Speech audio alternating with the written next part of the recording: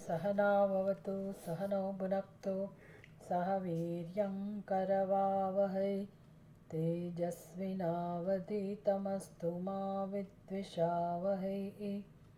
ॐ शान्तिः शान्तिः शान्तिः।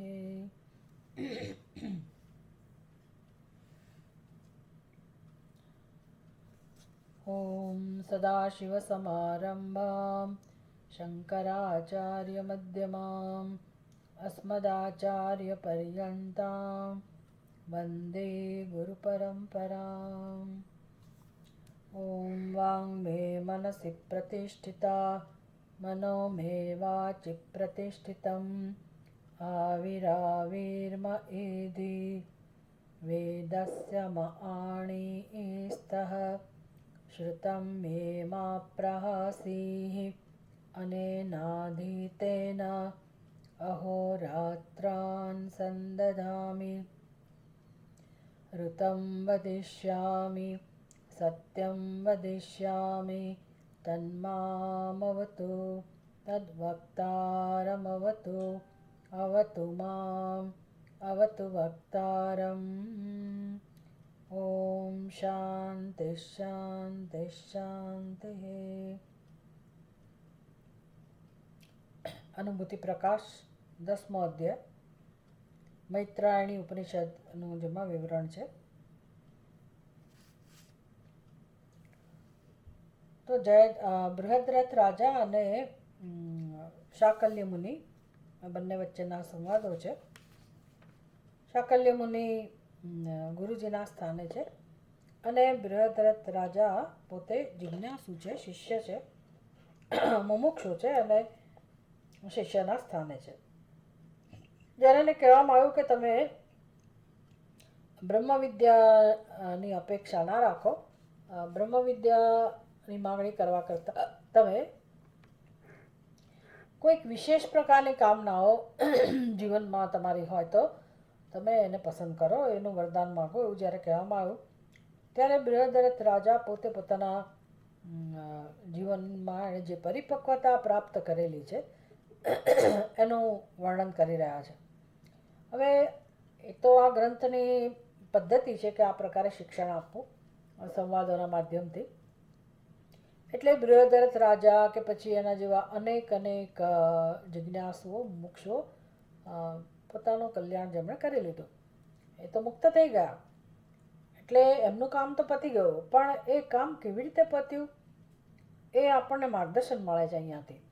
મારે મારા જીવનમાં દુઃખમાંથી છૂટવું હોય, મોક્ષ પ્રાપ્ત કરવો હોય તો મારા જીવનમાં હું શું કરું? મોક્ષ તો ખરેખર પ્રાપ્તની પ્રાપ્તિ છે, એટલે પ્રાપ્ત જ છે, પણ હવે એ તો છે એટલે મારા માટે એનો કોઈ લાભ નથી. હું તો બંધનમાં જ છું ને. દરેક જીવ બંધનનો જ અનુભવ કરે છે, તો ભલે પ્રાપ્ત હોય તો પછી બંધન કેમ છે? એટલે એ બધું શીખવાનું છે કે કારણ કે આપણે આત્માની બદલે અનાત્મામાં એની પાછળ પડેલા છીએ, અનાત્મામાં નિષ્ઠ છીએ આપણે. એટલે અનાત્મામાં નિષ્ઠ જે હોય એ પોતે તો ચૈતન્ય સ્વરૂપ છે, જ્ઞાન સ્વરૂપ છે. તો સચ્ચિદાનંદ સ્વરૂપ જેનું છે એવો આત્મા અજ્ઞાનને કારણે અનાત્માને પોતાનું સ્વરૂપ સમજે છે અને એને કારણે એની બુદ્ધિમાં જે દ્વૈત જન્મેલું છે, જે કાલ્પનિક છે, એટલે કે જીવ અને જગત એવું જે દ્વૈત છે એ કાલ્પનિક છે, કલ્પના માત્ર છે. એટલે પોતાના ઉપરનો જ અધ્યારોપ છે. જે પૂર્ણ બ્રહ્મ છે, એક અને અદ્વિતીય છે, એ બ્રહ્મ પોતે જ પોતાને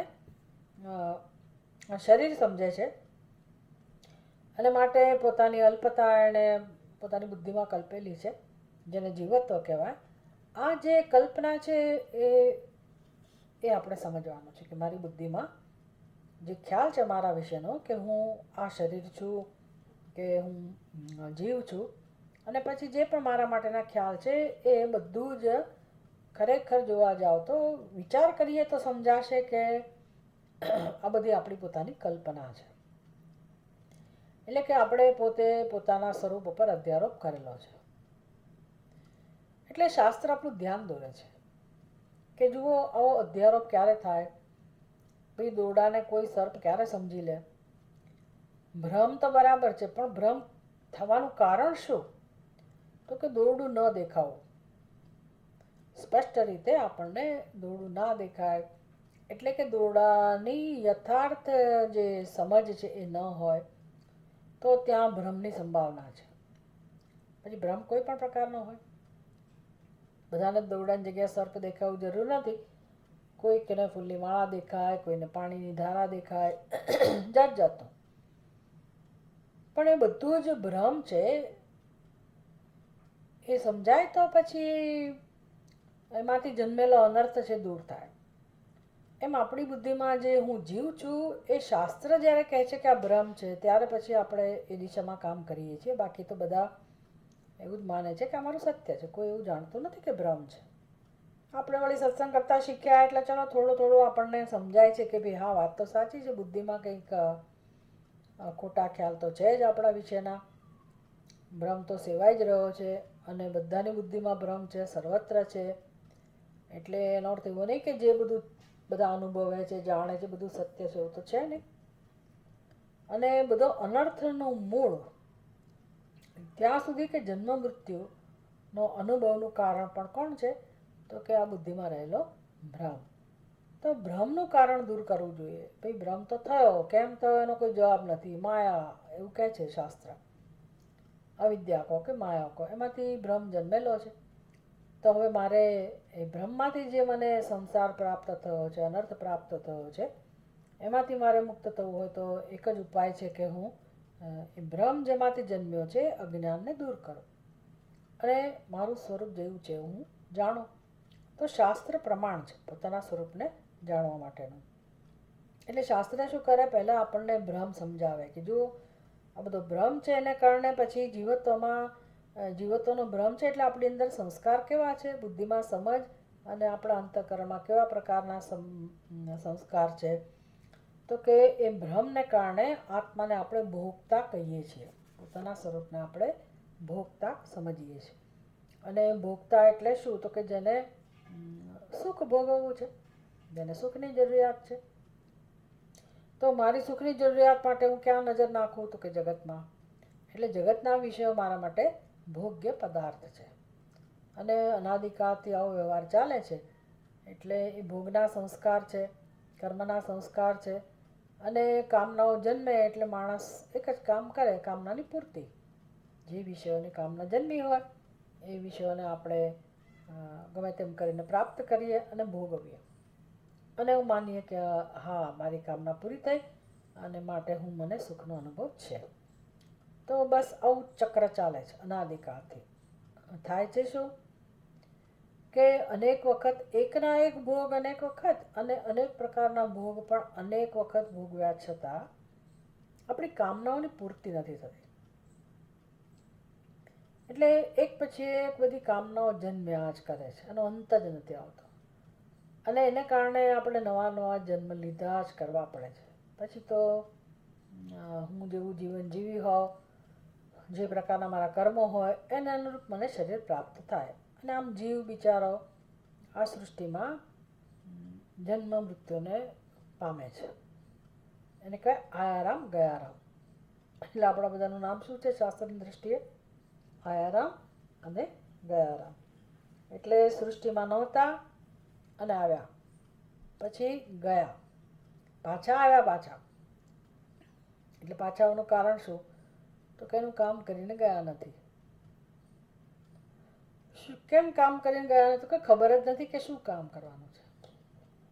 મારે જન્મીને શું કામ કરવાનું છે એ જ હું જાણતી ના હોઉં તો હું પછી કરે તો છું જ, પણ એ બધું કરેલું કેવું જાય છે?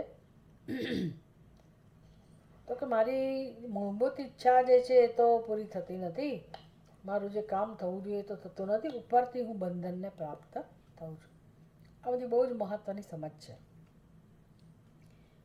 એટલે આ રાજા છે ને, એણે બહુ બધું પોતાના જીવનમાં પરીક્ષા કરેલી છે, પોતાના જીવનની અવલોકન કર્યું છે, પરીક્ષણ કરેલું છે.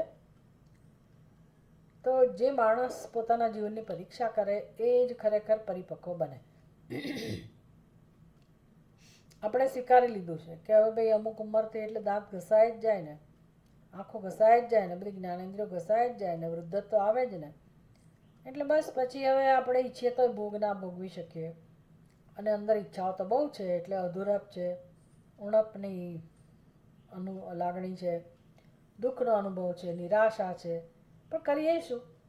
હવે વૃદ્ધત્વ આવ્યું, હવે તમે શું ભોગ ભોગવી શકો, કઈ રીતે સુખી થાઓ? એટલે માણસ પછી મૃત્યુને માટે તૈયાર થઈ જાય કે ચલો મરવાનું જ છે, એટલે મૃત્યુ પામે અને વળી પાછો નવું શરીર લઈને તાજો માજો થઈને ભોગ ભોગવવા પાછો આવી જાય. પછી એને જે દેહ મળે તે મનુષ્યનો મળવું જરૂરી નથી, પણ જે શરીર કંઈક તો મળવાનું છે એને, જેનું જેવી ક્ષમતા, એટલે ક્ષમતા એટલે મારા કર્મો, એના અનુરૂપ મને નવું શરીર મળે. પણ કામ તો આ જ ચાલે, કયું ભોગ ભોગવવાનું. એટલે કોઈ પણ જીવનું તમે બારીકાઈથી નિરીક્ષણ કરો તો દરેક જીવ શેમાં લાગેલો છે? ભોગમાં, ભોગ ભોગવવામાં. ભોગ ભોગવવામાં એટલે શું? ભોગને મેળવવામાં, પ્રાપ્ત કરવામાં. અને ક્યાં સુધી આ કાર્યક્રમ ચાલે છે? મૃત્યુ સુધી. બિચારો ભોગવ્યા જ કરે છે. તો અહીંયા બહુ સરસ આપણને સમજ આપે છે કે આ ભોગ ભોગવો અનંતકાળ સુધી ભોગવી જ રહ્યા છે, તો પણ આપણે સુખનો અનુભવ નથી કરી શકતા, પૂર્ણતાનો અનુભવ નથી કરી શકતા. અને તો શું કરવું? એટલે જ્યાં સુધી તમે તમારી જરૂરિયાત નહીં સમજો, માણસ પોતાની જરૂરિયાત ના સમજે જ્યાં સુધી કે ભાઈ મારી જરૂરિયાત પૂર્ણતાની છે, પૂર્ણ સુખની છે, પૂર્ણ આનંદ કહો, પૂર્ણ સુખ કહો, શાશ્વત સુખ કહો, નિત્ય સુખ કહો, અને મુક્તિની ઈચ્છા છે. કોઈને પરવશતા નથી ગમતી, બધાને સ્વતંત્ર થવું છે, મુક્તિની ઈચ્છા છે, પરમાનંદની ઈચ્છા છે. આવી જે ઈચ્છા છે મારી, અને ઈચ્છા એટલે શું? મારી જરૂરિયાત છે.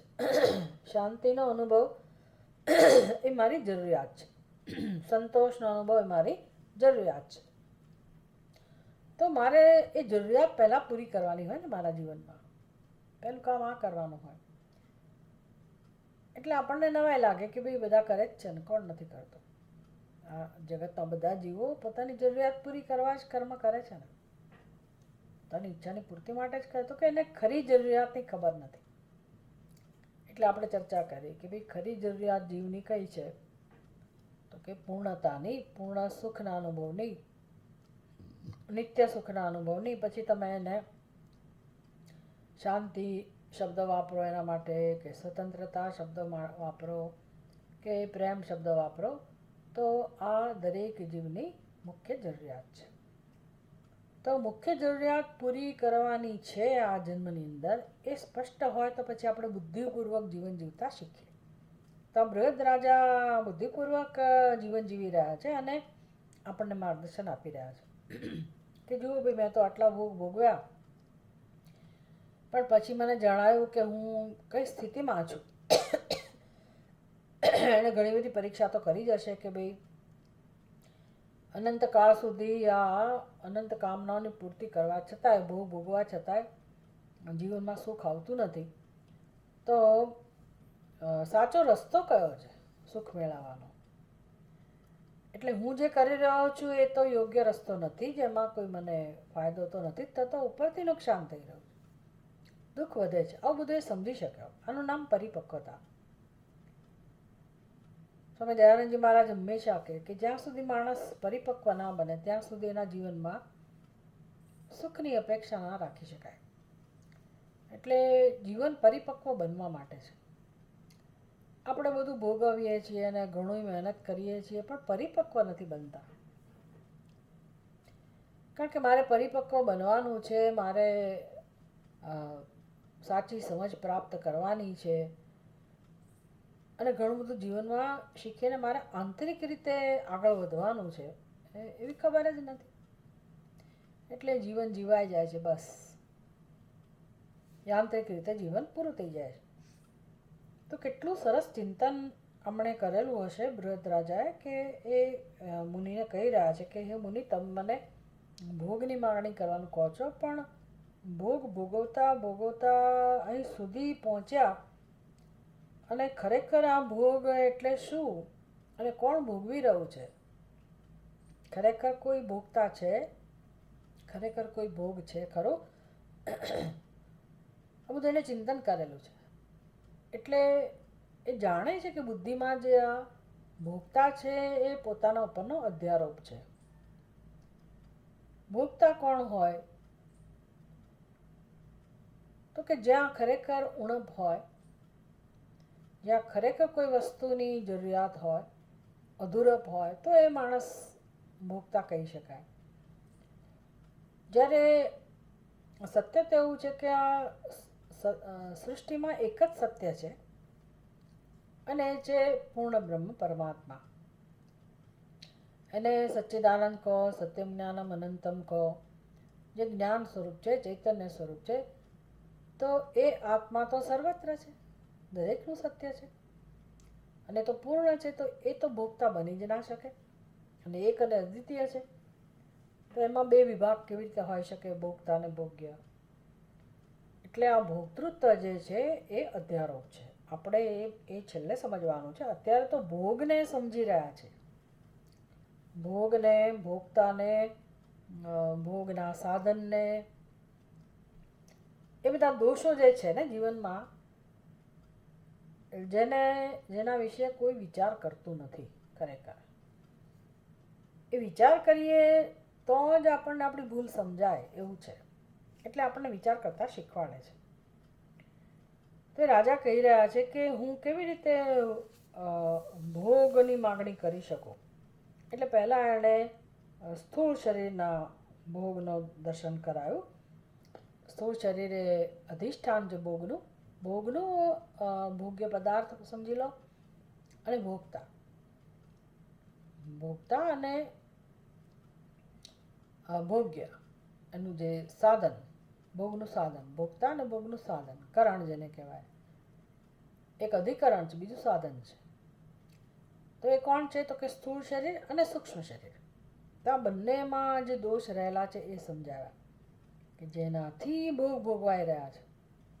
એટલે આપણને વાત તો સમજાય એવી છે કે ભાઈ હું ધારો કે માનું છું કે હું ભોગ ભોગવું છું જાત જાતના, તો એ જે મારું સ્વરૂપ છે ભોગતા, જેને હું સમજું છું, એ તો પૂર્ણ બ્રહ્મ પરમાત્મા છે, સચ્ચિદાનંદ સ્વરૂપ આત્મા છે. એ તો પૂર્ણ છે, એને તો ભોગની ઈચ્છા જ ના હોય. એ તો પરમ આનંદ સ્વરૂપ છે અને એક જ છે. એટલે એની દ્રષ્ટિએ તો કોઈ ભોગ્ય પદાર્થ જ નથી અને પોતાની અંદર ભોગતૃત્વ નથી. તો પછી ભોગ કોણ ભોગવી રહ્યું છે? શરીર પણ જળ છે, એને ભોગ ભોગવાની જરૂર નથી. એટલે તો પછી આ બધું શું ચાલી રહ્યું છે? તો કે પૂર્ણ બ્રહ્મ પરમાત્મા ભોગતા ચેતન જ હોય, જળ ના હોય, એટલું તો આપણે સમજી શકીએ. તો ચેતન તો એક જ છે, પૂર્ણ બ્રહ્મ પરમાત્મા. તો પછી ભોગતા બને કઈ રીતે? એક જ રીતે બને, કાલ્પનિક રીતે, ભ્રમથી, અધ્યારોપથી. જો અધ્યારોપ હોય તો જ આ શક્ય બને. અધ્યારોપ શેમાંથી જન્મે? તો કે અજ્ઞાનમાંથી. એટલે આપણી અંદર જે ભોગતૃત્વ છે એનું કારણ એક તો ભોગતૃત્વ પોતે અધ્યારોપ, અને એ શેમાંથી જન્મ્યો? તો કે હું આત્માના સ્વરૂપને નથી જાણતી માટે. નહીંતર ભોગતૃત્વ ના હોય. તો ચાલો, આ વ્યવસ્થા છે, વર્તમાન સ્થિતિ છે. દરેક જીવ ભોગ ભોગવી રહ્યો છે. એટલે સર્વત્ર અજ્ઞાન અને અધ્યારોપ છે તો નક્કી થઈ ગયો. સૃષ્ટિમાં સર્વત્ર આત્માનું અજ્ઞાન છે અને એ અજ્ઞાનમાંથી જન્મેલો ભ્રમ છે, અધ્યારોપ છે. હવે ભોગ ભોગવાઈ રહ્યા છે તો કેવી રીતે ભોગવાઈ રહ્યા છે? વ્યવહારિક સ્તરે આત્મા તો કોઈ સમયે ક્યારેય કોઈ પણ પરિસ્થિતિમાં ભોગતા બનતો જ નથી. અને આત્મા સિવાય કશું ના હોય તો ભોગતા ના હોય તો પછી ભોગ્ય પદાર્થો પણ ના હોય. દ્વૈત હોય જ નહીં. છતાં બધું જ છે. તો છે તો આપણે સ્વીકારવું પડે કે અજ્ઞાનને કારણે છે અને એનું નામ છે વ્યવહારિક સત્તા. તો વ્યવહારિક સત્તામાં એટલે કે લોકો જ્યારે આ બધું જીવન જીવી રહ્યા છે, આપણે એનો ભાગ છીએ અને શેને પ્રાપ્ત થયા છીએ? અનર્થને, દુઃખને. તો કેમ મુક્ત થવું? એના માટે આ બધા ગ્રંથો છે, ઉપદેશ છે. તો જ્યાં સુધી વિચાર નહીં કરીએ ત્યાં સુધી આપણે આ ભોગતૃત્વમાંથી મુક્ત થવાના નથી. એટલે કે જે ભોગ ભોગવવા માટે વ્યવસ્થા તો જોઈએ ને, તો ભગવાને કઈ વ્યવસ્થા ઊભી કરી છે? તો કે આ એક તો ભોગનું અધિષ્ઠાન શરીર છે, અને બીજું ભોગ ભોગવવાના સાધન છે, કરણો છે.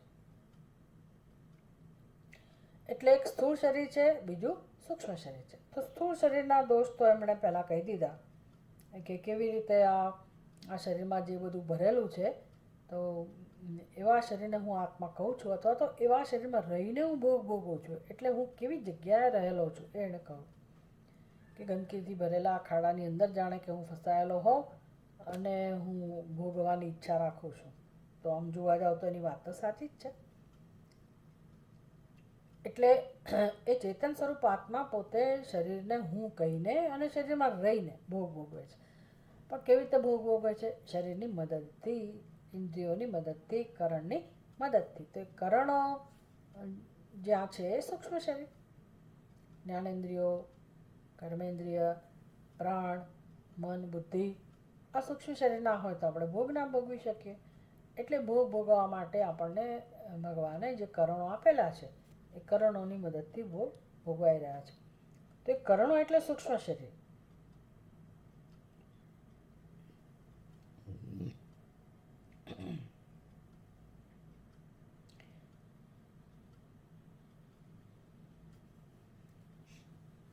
સૂક્ષ્મ શરીર, એના દોષ કયા એ 10મા શ્લોકમાં કહેવામાં આવ્યું. 10મા અને 11મા શ્લોકમાં ભોગાધિકરણે દોષાઃ આસતાં ભોગ સાધને ચિત્તેપી બહવો દોષાઃ વર્તન્તે હિ નિરંતરમ કામક્રોધો લોભમોહો વિષાદીર્ષ્યા ભયાદયઃ ये संते तैस्त्रस्तचित्ते भोगिनः किं सुखं भवेत्.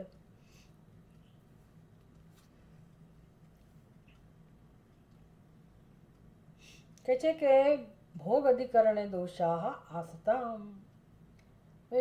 અધિકરણ એટલે કે આ શરીર, એમાં તો જે દોષ છે એ તો આપણે જોયા. ભોગ સાધને અભી, ભોગનું સાધન, એ ભોગનું સાધન કોણ છે? તો કે ચિત્ત, અંતઃકરણ. આવા મનમાં, ચિત્તમાં પણ બહવઃ દોષાઃ વર્તન્તે નિરંતરમ, એમાં અનેક દોષ છે. એટલે ખરેખર કોની વાત છે ખબર છે? આપણી વાત છે. ચિત્તમાં દોષ રહેલા છે એટલે આપણામાં દોષ રહેલા છે. કારણ કે આપણે ભોગ ભોગવીએ છીએ ને, તો કેવા આપણે ભોગ ભોગવીએ છીએ? ભોગ ભોગવતી વખતે બંને વસ્તુ છે. આ સ્થૂળ શરીરે છે. નાનપણમાં, બાલ્યાવસ્થામાં આપણે જુદા પ્રકારના ભોગ ભોગવતા હતા. યુવાવસ્થામાં માણસ જુદા પ્રકારના ભોગ ભોગવતો હોય. પ્રૌઢાવસ્થામાં બદલાઈ જાય, વૃદ્ધાવસ્થામાં તદ્દન બધું બદલાઈ જાય. પછી તો દાળ ભાત એ મિક્સરમાં કોઈ મિક્સ કરીને આપે ત્યારે માંડ તમે થોડુંક લઈ શકો. દાંત એ જતા રહ્યા હોય, શરીર કામ ના કરતું હોય, ચલાતું ના હોય, તો ભોગ તો ચાલુ રહે પણ એને અનુરૂપ. પણ એમાં સ્થૂળ શરીરની અંદર જે પરિવર્તન આવે અને એ જે છે તો છે એ પણ દોષ છે. અને એ સિવાયના બધા દોષ પણ કયા? સ્થૂળ શરીરમાં. એટલે જેનાથી ભોગ ભોગવીએ છીએ ને, જેમાં રહીને ભોગ ભોગવીએ છીએ, એ પણ એમાંની એક વસ્તુ આપણને ગમે એવી નથી. એક વસ્તુ એ એમણે સમજાવી. બીજી વસ્તુ કહે છે કે હવે જે ભોગતા ખરેખર જે પોતાને સમજે છે, અને એ તો સમજ છે, પણ સમજાય ક્યાં? તો કે બુદ્ધિમાં, જે અંતઃકરણ છે. પછી જ્યાં ભોગ્ય વિષયોની ઈચ્છા જન્મે છે, સંકલ્પ જન્મે છે, ચિંતન થાય છે, અનુસંધાન આપણે થયા કરે છે, વારે વારે બધી કામનાઓ જન્મે છે, બધું ક્યાં? તો કે ચિત્તમાં. તો ચિત્ત એટલે જ આપણે. એટલે આપણે કેવા છીએ એવું કહે છે. આપણે સચ્ચિદાનંદ સ્વરૂપ છીએ, પણ અક્કલ વગરનું જીવન જીવીએ છીએ ને. અંતઃકરણને હું કહીને પછી આપણે વિચરણ કરીએ છીએ આ જગતમાં, હરીએ ફરીએ છીએ, માથા કૂટીએ છીએ, અને ક્યારેક હા હા હી હી ઓહો કરીએ ને પછી હાય હાય હોય હોય એ ચાલતું હોય. આટલો કાર્યક્રમ હોય છે, આનાથી વધારે કંઈ હોતું નથી. ગરીબ માણસ એની રીતે ભોગ ભોગવે, મધ્યમ વર્ગનો માણસ એની રીતે ભોગ ભોગવે, એની સક્ષમતાને અનુરૂપ. અત્યારે તો એ બધું એ મુશ્કેલ છે વિવરણ કરવું.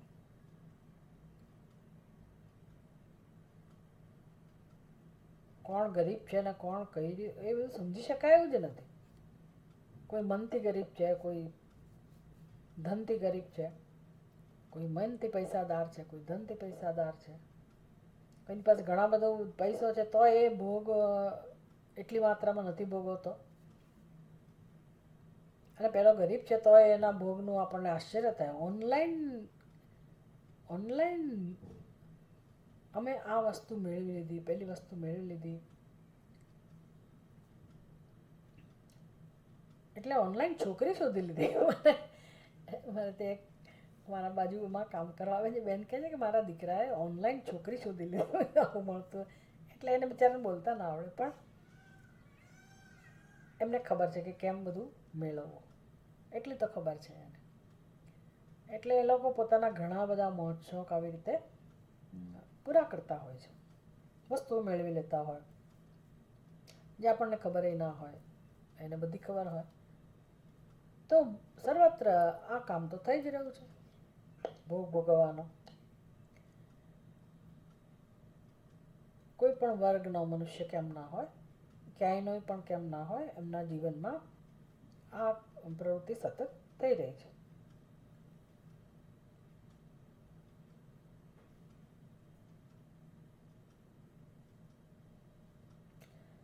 એટલે એ ભોગના જે સંસ્કાર છે ને, જેમાં ચિત્તમાં આપણે ખરેખર એને જ આપણું સ્વરૂપ સમજીએ છીએ.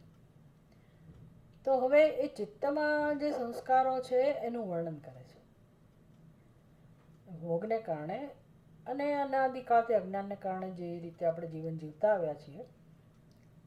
હવે માં એવું છે ને કે આપણે ખાલી માત્ર એવું માનતા હોય કે ભાઈ જીવન જીવવું એટલે મારા કર્મો, મારી પ્રવૃત્તિ, એમનામ જીવન. પણ એવું નથી.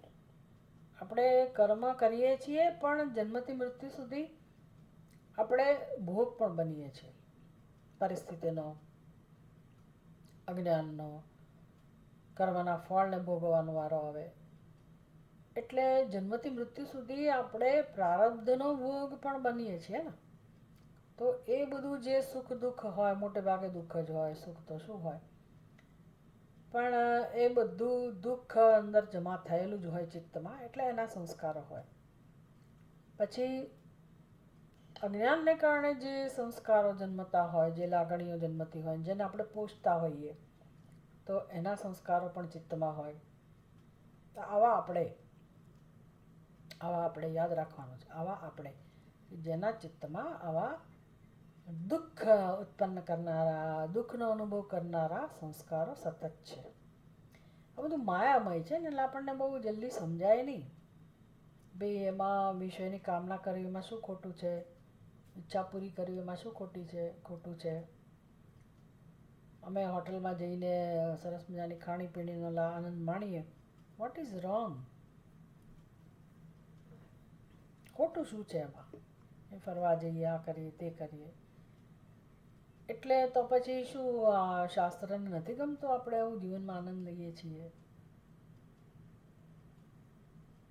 હવે આ ભગવાનની વ્યવસ્થા છે કે આ બધું છે તો આપણે ટકી શકીએ છીએ, તો ટકી ના શકીએ.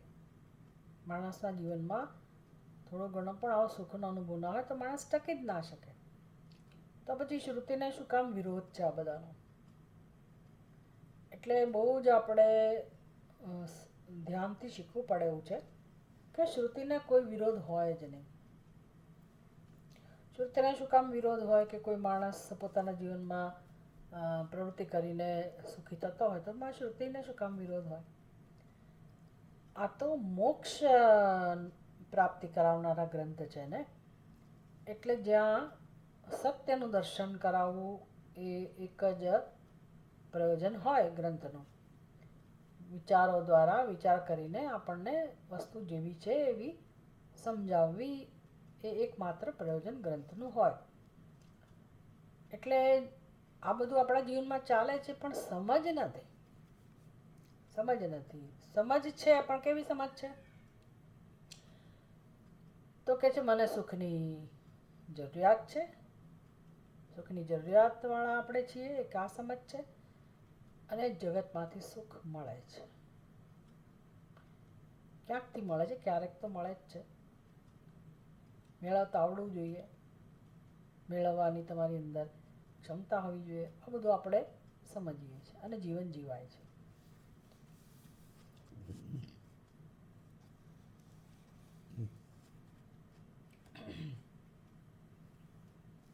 એટલે હંમેશા આ સત્ય સમજવા માટે આપણને એક દ્રષ્ટાંત આપવામાં આવતું હોય કે કોઈ માણસ કરોડોપતિ હોય, અઢળક ધન હોય જેની પાસે, પણ એને ખબર નથી. માની લો કે કોઈ એવો એક્ટર, અભિનેતા ભિખારીનો રોલ ભજવી રહ્યો હોય, પછી ભજવતા કોઈક રીતે એવું કંઈક બન્યું કે એ પોતાને ભિખારી સમજવા માંડ્યો.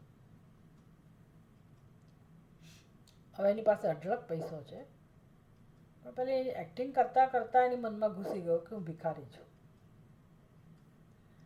એટલે એનો નિર્ણય એવો બની ગયો કે હું ભિખારી છું, અને પછી એ પ્રમાણે જે જીવન જીવે ને, એનો પોતાના વિશેનો જે અભિપ્રાય નક્કી થઈ ગયો બુદ્ધિમાં કે હું ભિખારી છું, તો હવે એ ભિખારી એનું પ્રવૃત્તિ એક જ હોય, ભીખ માંગવી.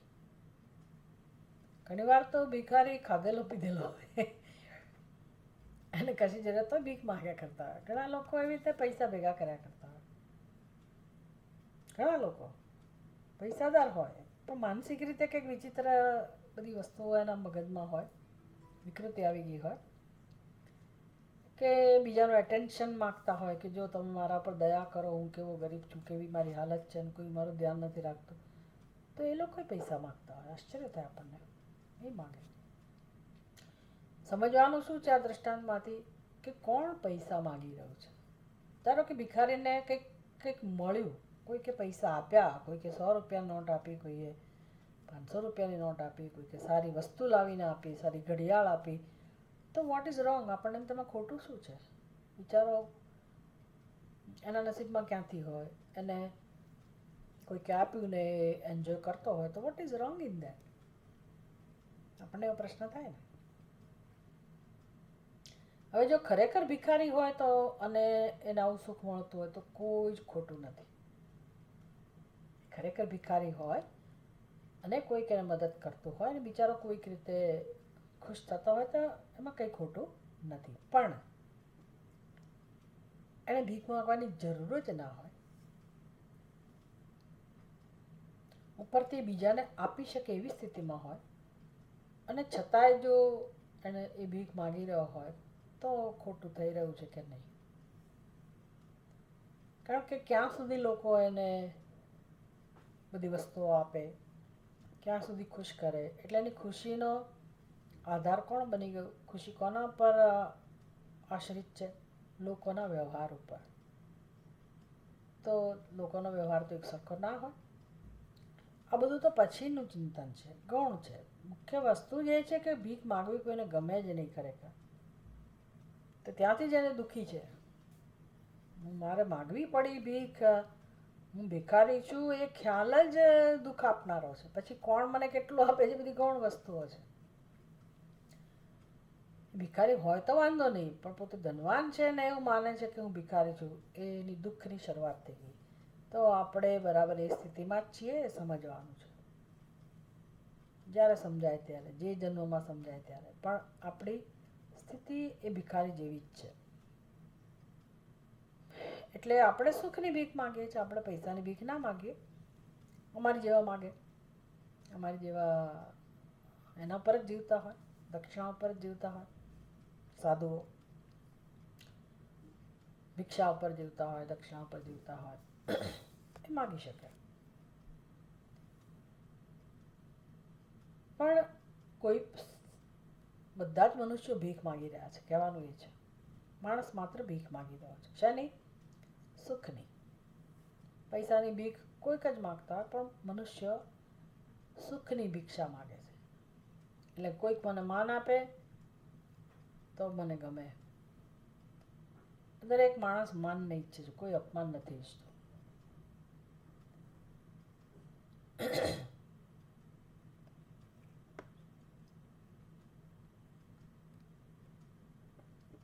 બીજા પાસેથી આપણે સારા વ્યવહારની જ અપેક્ષા રાખીએ છીએ.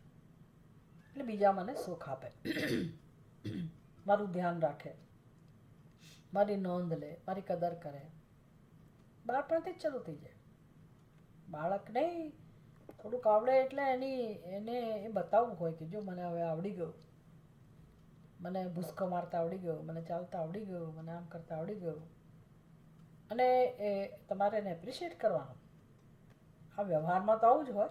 તો આપણે ચર્ચા કરીએ છીએ, મીન્સ ચિંતન કરીએ છીએ કે આવી એક અપેક્ષા હોય કે કંઈક હોય એટલે આપણે લોકોનું ધ્યાન દોરીએ કે જો મને આવડે છે, તમે મારી કદર કરો, મારી નોંધ લો, હું સામાન્ય મનુષ્ય નથી. આ બધી એક દૃષ્ટિએ જોવા જાઓ તો વિચિત્ર વસ્તુ છે કે બીજા મારી નોંધ લે,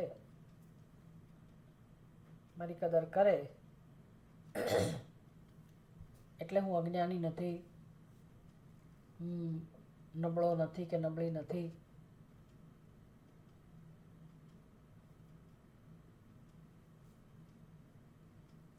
આમ પોતે પોતાને પુરવાર કરવા મથતો હોય માણસ.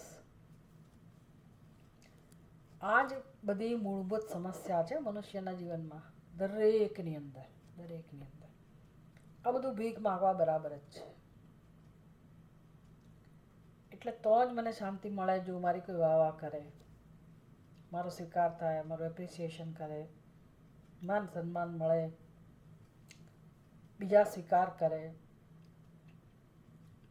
એટલે એને વેદાંતમાં સ્પષ્ટ રીતે કહેવામાં આવતું હોય છે કે ભાઈ આ માણસની મૂળભૂત સમસ્યા છે આત્મ અસંતોષ, પોતાનો અસ્વીકાર. હવે મેં જ મારો અસ્વીકાર કરેલો છે એટલે પછી એ મને ખટકે છે.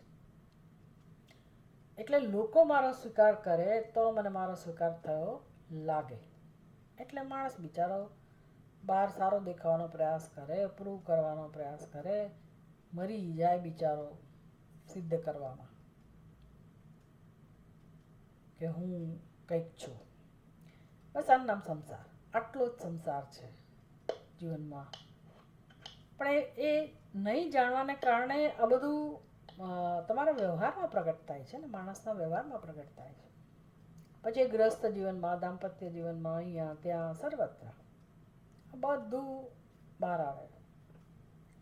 આ બધી ખબર નથી આપણને એટલે માણસ પછી અંદર સંઘર્ષ કર્યા જ કરે, આખી જિંદગી ચાલે. એટલે આ કાર્યક્રમ જે છે ને અંદરથી બધું માગણી, ડિમાન્ડિંગ માણસ બની જાય, અંત સુધી ચાલે, મૃત્યુ સુધી. પછી નવો જન્મ એ જ લઈને જન્મે, શોક લઈને જ જન્મે, અસંતોષ લઈને જ આપણે જન્મ્યા હોઈએ. એટલે આ જો સમજી જઈએ બધું તો આપણને જીવનનું મહત્વ સમજાય કે મારે કેટલા બધા કામ કરવાના છે મારા જીવનમાં, અને કોણ દૂર કરશે આ બધી વસ્તુઓને. અને એકવાર આ બધું સમજાઈ જાય ને આ બધું હું દૂર કરવા માટે જો હું કામે લાગું તો મારા જીવનમાં શાંતિ જ હોય, સુખ જ હોય, સ્વતંત્રતા જ હોય. મોક્ષ ભલે ને જ્યારે મળવું હોય ત્યારે મળે, આપણું જીવન સરસ બની જાય કે બીજું કંઈ કરવાનું નથી મારે આ બધે મુક્ત થવાનું છે. એટલે કહે છે કે સૂક્ષ્મ શરીર એટલે અંતઃકરણ. અંતઃકરણમાં કેવા દોષ છે? કામ, ક્રોધ, લોભ, મોહ, વિષાદ, ઈર્ષ્યા, ભયાદયઃ યે સંતિ એતૈઃ ત્રસ્ત ચિત્તે ભોગિનઃ કિમ સુખમ ભવેત. એવું સરસ ચિંતન છે ને આ, કે માણસ સુખનું ચિંતન કર્યા કરે છે ને, સુખી થવાનું ચિંતન કર્યા કરે છે, અને સુખી થાય છે એવું માને છે પાછો. એટલે સમજાવવું બહુ અઘરું થઈ જાય, સમજાવવું બહુ જ અઘરું થઈ જાય. કારણ કે માણસ એવું માને છે કે હા મને મજા આવી રહી છે, ભૂતકાળમાં મજા આવી, અત્યારે હું મજા લઈ રહ્યો છું, અને શું કામ ભવિષ્યમાં મજા ન આવે? આવે જ ને. એટલે મારો અનુભવ તો એવો છે, માણસ એવું જ કહેવાનો છે કે મારો અનુભવ એવો છે કે બીજેથી સુખ મળે છે.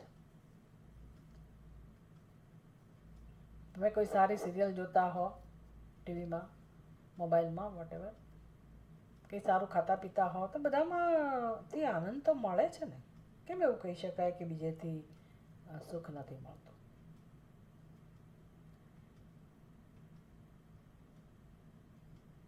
બહુ જ અઘરું થઈ જાય સમજાવવું. એટલે કયો દ્રષ્ટાંત આપતા હોય છે ખબર છે?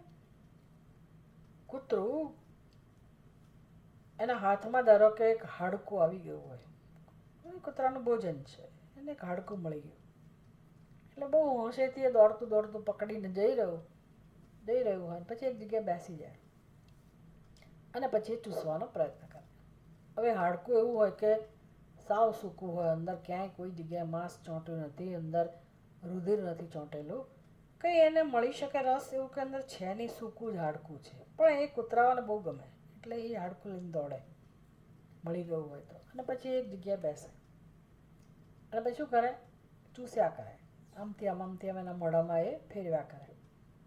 આપણને એમ થાય ને કંઈ મળે એવું નથી, આ કેમ આ હાડકું મોઢામાં રાખે છે?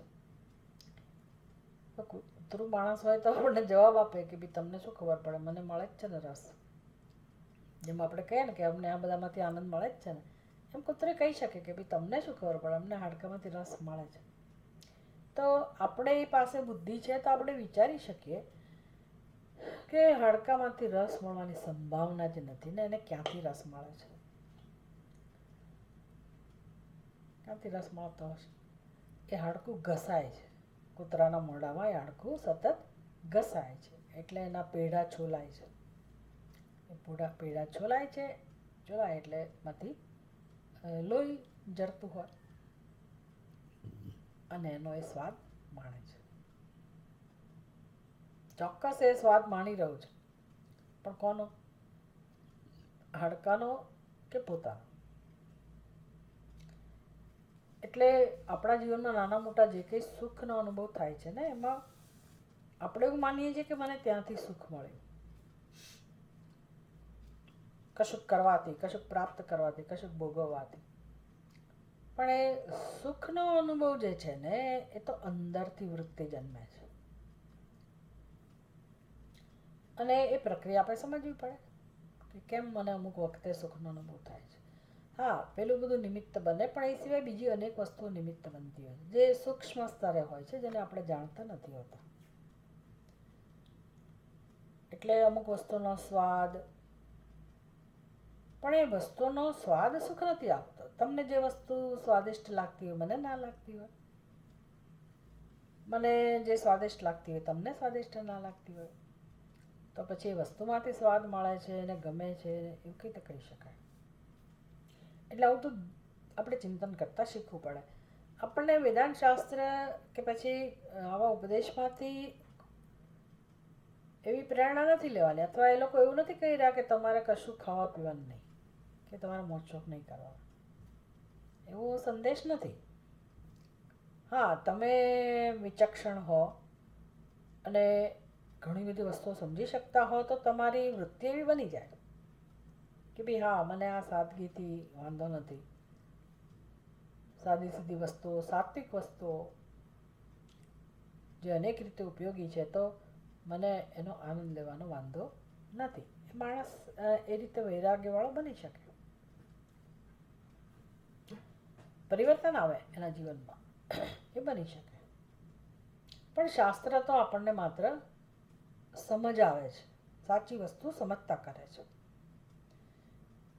અને એ સમજથી ઘણો બધો ફેરફાર થઈ જાય આપણા જીવનમાં, આપણા વ્યક્તિત્વમાં, અને એ જ ખરેખર આદર્શ જીવન છે, સંઘર્ષ વગરનું જીવન છે. એટલે કહે છે કે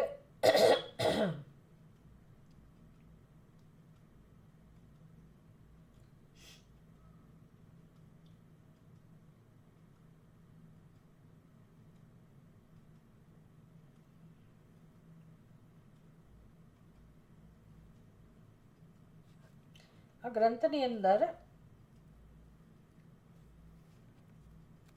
બધાનું વર્ણન કરે છે, એક એક દોષનું. કામ, ક્રોધ એટલે મનમાં કામ હોય, ચિત્તમાં જ્યારે કામ હોય તો એ મનુષ્ય પછી ભોગ ભોગવતો હોય તો એને શું સુખ મળે? ભોગિનઃ કિમ સુખમ ભવેત?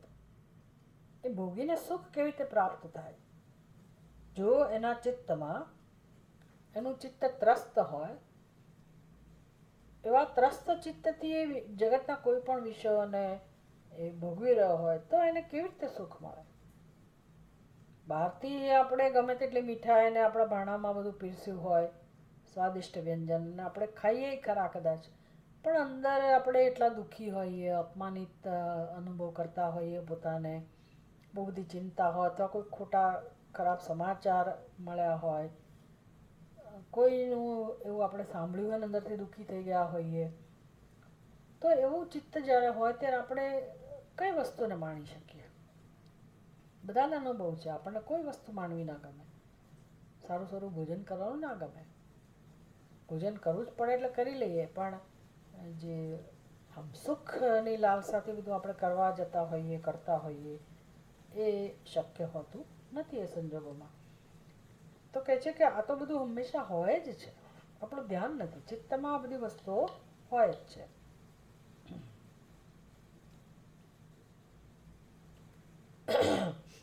એટલે સ્થૂળ શરીરના દોષ તો જરા અને મૃત્યુ, વૃદ્ધાવસ્થા અને મૃત્યુ, એ તો બધાને ખબર જ છે કે સ્થૂળ શરીરમાં આ તો વસ્તુઓ રહેલી જ છે. વૃદ્ધાવસ્થા અને મૃત્યુ બધા જાણે છે, એટલે એ તો દુઃખ આપનારી વસ્તુ છે જ, એમાં કોઈ પ્રશ્ન જ નથી. આપણે તો જોયું કે ભાઈ જન્મ, મૃત્યુ, જરા, વ્યાધિ, દુઃખ, દોષાનું દર્શનમ ભગવાન કહે છે, એટલે વ્યાધિ વગેરે તો બાલ્યાવસ્થા કે યુવાવસ્થામાં ગમે ત્યારે હોઈ શકે. એટલે એ દ્રષ્ટિએ તો સ્થૂળ શરીર દુઃખનું કારણ છે,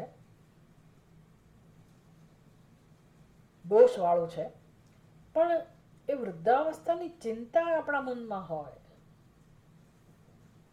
માણસના મનમાં અમુક ઉંમર પછી વૃદ્ધાવસ્થાની ચિંતા શરૂ થઈ જાય. કોઈને સંતાન ના હોય તો વિચારો માણસ પહેલો વિચાર આવે કે કોણ મારું વૃદ્ધાવસ્થામાં, શું થશે? સંતાન હોય ને પોતાની સાથે ના રહેતા હોય, વિદેશ જતા રહ્યા હોય, તો એ માણસને એમ થાય કે અમે એકલા, અથવા આમ જ માણસને વિચાર આવે ભગવાન મારે કોઈની સેવા ના લેવી પડે, બસ તો આમનામ બોલાવી લેજે. કેમ? તો કે મારે પરાધીનતા નથી જોઈતી. એટલે આ બધી ચિંતા, એ ચિંતા ક્યાં છે? સ્થૂળ શરીરમાં નથી, વૃદ્ધાવસ્થા હજી આવી એ નથી, અને આવી ગઈ હોય તો શરીરને, સ્થૂળ શરીરને કંઈ ગડબડ નથી. એ સ્થૂળ શરીરની વૃદ્ધાવસ્થાની ચિંતા ક્યાં છે? સૂક્ષ્મ શરીરમાં, એટલે કે મારા ચિત્તમાં. મૃત્યુની ચિંતા હોય, મૃત્યુની ચિંતા હોય, અચાનક આવશે તો, અમુક સંજોગોમાં આવશે તો એ બધી ચિંતાઓ પણ ક્યાં છે? સૂક્ષ્મ શરીરમાં.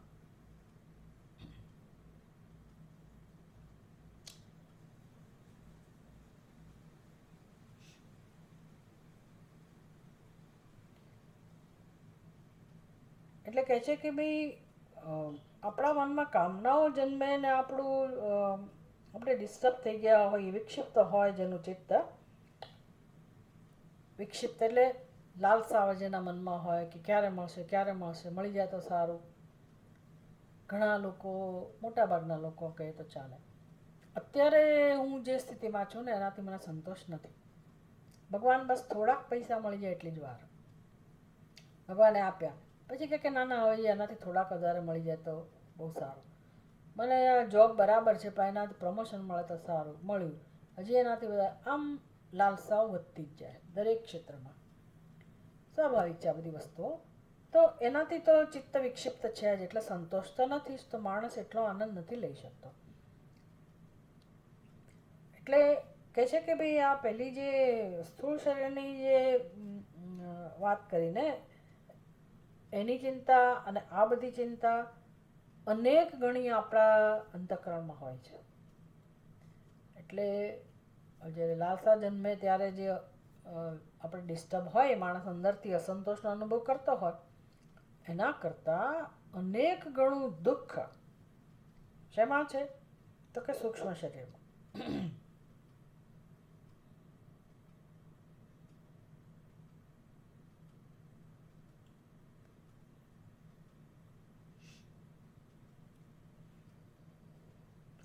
તો વિચાર કરો, એટલે આપણને શું સરખામણી કરાવે કે જ્યારે આ વિષયની લાલસા હોય છે ચિત્તમાં અને જે અશાંતિ હોય છે, કે એ ચિત્તની જે સ્થિતિ હોય છે, એ તો પેલી જે તમને કામના માત્ર તમે માનો છો ને કે મને આ કામના પૂરી થવાથી સુખ મળે છે, એના કરતાં 1000 ગણું દુઃખ આ બધી વિક્ષિપ્તતામાં છે. પછી એને લગતા બધા જ પ્રશ્નો, વિષયોને લગતા પ્રશ્નો, વિષય મેળવતા પહેલાં જે સંઘર્ષ કર્યો હોય, વિષય મળ્યા પછી જે સ્થિતિ હોય, વસ્તુ સાચવવી પડે, મેન્ટેન કરવી પડે, કોઈ લઈ ના જાય, તૂટી ફૂટી ના જાય, અથવા તો ધાર્યા કરતાં એ વસ્તુ નબળી પુરવાર થાય. કેટલી ઘરમાં વસ્તુઓ પડી રહી હોય વપરાયા વગર. કેમ? તો કે લેતા લેવાઈ ગઈ. આપણને એમ કે આ રીતે ઉપયોગી થશે, પહેલી રીતે ઉપયોગી થશે, અને આજકાલ તો આપણે ઓનલાઈન સર્ચ કરીને લેતા હોઈએ, જોઈ લીધું હોય, દેખાય બહુ સરસ, પછી જ્યારે આપણા હાથમાં આવે ત્યારે વિચિત્ર હોય, એટલે પછી મૂકો બાજુમાં. હવે કરવાના શું હતા? હવે રિટર્ન તમને આવડતું ના હોય કરતા, અને તમારે રાખી મૂક્યું હોય કે કોઈ પણ કારણસર એકવાર લઈ લીધી, પણ એ વસ્તુ પછી વપરાયા વગરની પડી રહી હોય, બધાની પાસે હોય જ.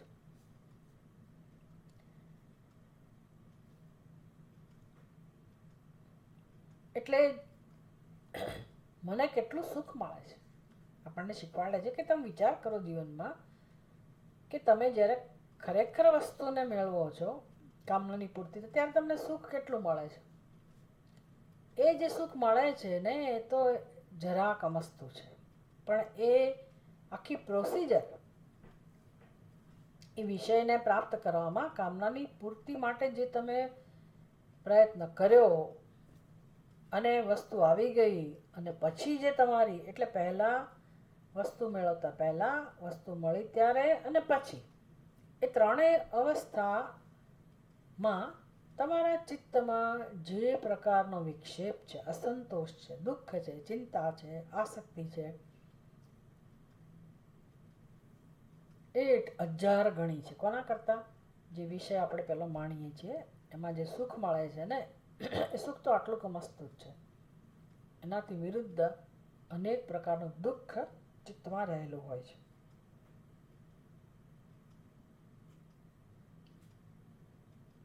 એટલે એનો 1000માં ભાગનું સુખે નથી મળતું. અને તમે એ ચિત્તમાં તમારો અહંભાવ ના હોય અને તમે સુખ લઈ શકો એવું નથી. એમને શું સમજાવવું છે ખબર છે?